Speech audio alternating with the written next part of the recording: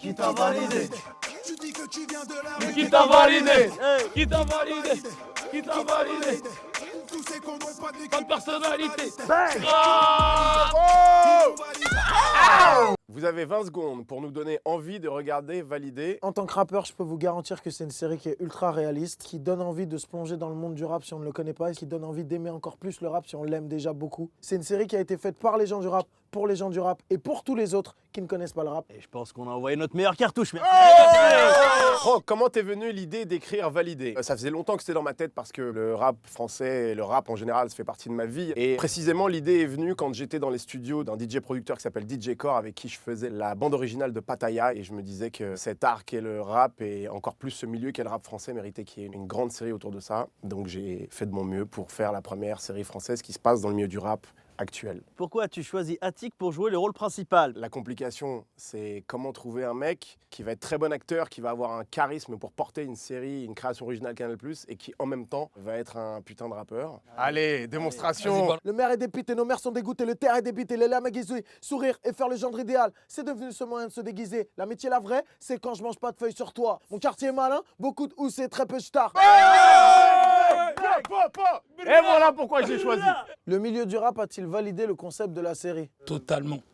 Frère, j'entends que de la validation en fait. De la survalidation. En fait, on est plus en train d'attendre de savoir lequel va pas valider. Pourquoi le rap est une musique mise à part? Certainement dû à son histoire, au fait qu'elle arrive des bas-fonds. C'est une des plus belles histoires de l'histoire de la musique. Une musique de marginale dont les gens ne voulaient pas et qui maintenant est la première musique de France. Moi, quand j'ai commencé à écouter du rap, c'était un truc genre t'écoutais, tes parents ils pensaient que c'était un phénomène de mode comme la tectonique. Et maintenant, Gims il remplit le Stade de France, Booba, l'U-Arena, Soprano, c'est mortel. Attic Seydou Brahim, vous, quand vous apprenez que vous êtes choisi pour interpréter les rôles principaux de la série, pour moi, c'est un Jiwallah, Franck. Pour ma part, c'était un peu bizarre. Ah oui, raconte. On fait travailler des cassos qui n'ont pas de téléphone. C'est ça la vérité. Non, c'est pas ça, c'est parce que je fais les callbacks, au bout d'un moment j'en ai marre, je me suis dit c'est mort, je vais pas être pris, du coup je casse ma puce. Et 3 semaines plus tard, il y a Attic qui m'envoie félicitations frérot. Je lui dis félicitations pourquoi? Il me dit bah t'as été pris. Je lui dis comment ça? J'envoie un message à Franck, je lui dis salut Franck, j'aimerais savoir s'il y a des nouvelles pour la série. Et Franck me répond mais toi t'es fou, appel urgent. Le mec était pris depuis 3 semaines. Et bah moi, j'étais en train de faire mon sport sur mon tapis de course et je reçois un appel d'un numéro que je connais pas. Je réponds, je dis ouais allô. Et elle me dit ouais c'est Franck. Arrêt d'urgence sur le tapis. Hein. Elle me dit bon bah voilà, t'es validé frérot. C'est quoi la différence entre le Attic de 2021 et le Attic de 2023? Bah je dirais que le Attic de 2023, il est plus mature, plus accompli, plus sage, moins nerveux, moins chien fou. Je suis dans la machine, j'ai totalement compris tous les rouages de cette machine et je comprends comment ça fonctionne, ce qu'il faut faire, ce qu'il faut dire, ce qu'il faut pas faire, ce qu'il faut pas dire. Ça y est, je pense avoir compris pas mal de choses. Il parle de quoi son nouvel album Nia? Il parle de plein d'épreuves de la vie, des épreuves au niveau amical, au niveau amoureux, au niveau professionnel. C'est un genre de bilan des 3-4 dernières années, on va dire, qui me permet de faire un petit reset. C'est l'histoire d'un mec qui a juste envie d'être heureux. Tu nous chantes un extrait de chapitre 1, Nia. Nia, j'ai tout mis dedans comme si c'est le dernier. Nia, j'ai aimé de tout mon cœur et on m'a... Nia, je voulais faire la paix, il voulait hop.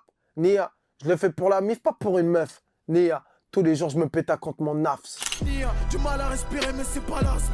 Nia, il voulait m'étouffer ces fils de lâche. Pourquoi tu repoussais la sortie de ce nouvel album? J'avais besoin de vivre certaines choses dans ma vie et de clôturer mes problèmes avant de pouvoir sortir cet album dans lequel je raconte les problèmes que j'ai vécus. Je sais pas si c'est très clair. Ça veut juste dire que j'avais besoin de résoudre mes problèmes pour sortir cet album qui m'a aidé à résoudre mes problèmes. Voilà, l'un va pas sans l'autre. C'est comment de travailler avec sa maman? C'est génial déjà parce que ça veut dire qu'elle travaille pas ailleurs. Si on peut éviter de faire des trucs relous à ma mère, ça m'arrange. Elle charbonne fort quand même, mais pour la petite anecdote, c'est marrant parce que ma mère elle est tellement professionnelle et carrée qu'elle me demande si elle peut prendre des jours de congé alors que j'ai envie de lui dire en fait, prends 8 ans de congé si tu veux quoi, tu vois. Tu fais ce que tu veux. Ça a été difficile pour toi la célébrité? Ouais, c'est pas évident parce que il y a tout ce que les gens voient et puis il y a l'envers du décor. Tout ce que les gens voient c'est super, c'est beau, ça brille. Et il y a aussi ce qui se passe en coulisses, on va dire, qui est plus compliqué à gérer quand t'as envie juste d'être heureux et dans des choses simples et dans des rapports simples et sains avec les gens. C'est pas toujours réciproque. Cette célébrité, ça a changé quoi dans tes relations familiales et amicales? Dans mes relations familiales, ça n'a rien changé parce que j'ai une famille qui a vachement la tête sur les épaules et où personne ne me prend pour Attic, mais que pour Clément. Au niveau amical, par contre, ça a changé beaucoup de choses. Bah,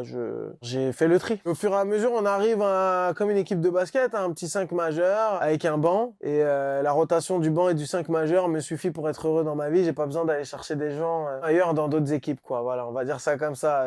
3 bonnes raisons d'écouter ton nouvel album Vague à l'âme. C'est un album où j'y ai mis tout mon cœur. C'est un album avec plein de styles de musique différents. Donc en vrai, je pense qu'il y a forcément au moins un type de son qui va te parler, peu importe qui tu es ou où tu te trouves. Et enfin, c'est un album honnête. Ati qui va ressusciter Apache dans la saison 2 de Validé. Apache, il est mort.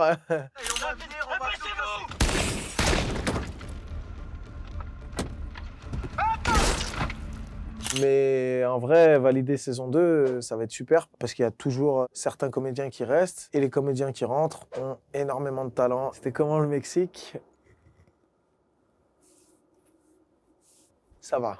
Tulum ou Paris? Tulum, c'est paradisiaque, c'est le soleil, c'est la plage, c'est les bons restos. Après, vivre là-bas, je sais pas. En tout cas, vivre à Paris, ça me branche de moins en moins. Donc j'ai envie de te dire, why not Tulum? Le rappeur avec qui tu rêverais de faire un feat? En vrai, j'ai réalisé quelques rêves quand même. J'ai fait un feat avec Sopra, un feat avec Medine, un feat avec Kalash. Je pense que c'est plutôt dans de la variété ou dans des chanteuses pop que je kifferais en fait. J'aimerais beaucoup peut-être faire une collab avec Billie Eilish, on ferait un morceau magnifique. C'était comment ton feat avec Amel Bent? Bah voilà, encore un feat de rêve avec une chanteuse que j'ai écoutée toute ma vie. Et faire ce son-là avec elle, je trouve ça quasiment historique pour moi en fait. En plus, il marche bien, on fait un clip qui est beau et tout. Bref, franchement, je vis une vie qui est fantastique. Mon cœur est accroché à tes lèvres.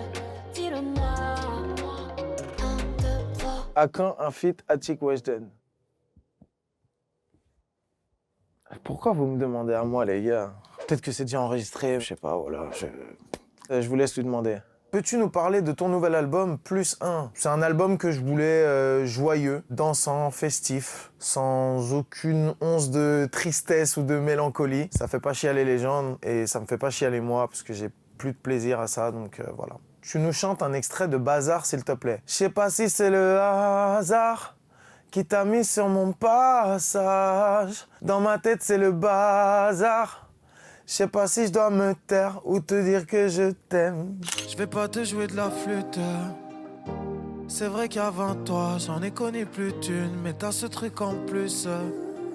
Elle a quoi de plus, Leïla? Bah à peu près tout, je pense. On savait, elle savait, je savais, donc ça a changé quoi pour toi la paternité? Déjà un peu le sommeil. On a moins de scrupules à se coucher à 23h.